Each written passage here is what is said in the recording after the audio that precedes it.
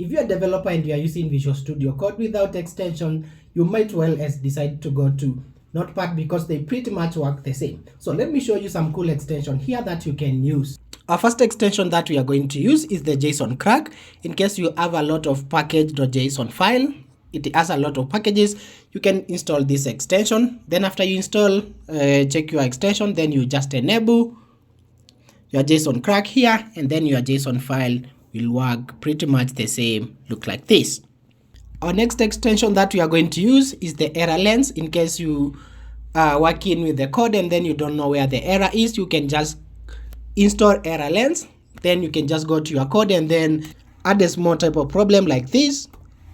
Then you'll see where exactly the error is and you'll see the exact error message. So that's it for this video. You can check out my courses at progscale.com.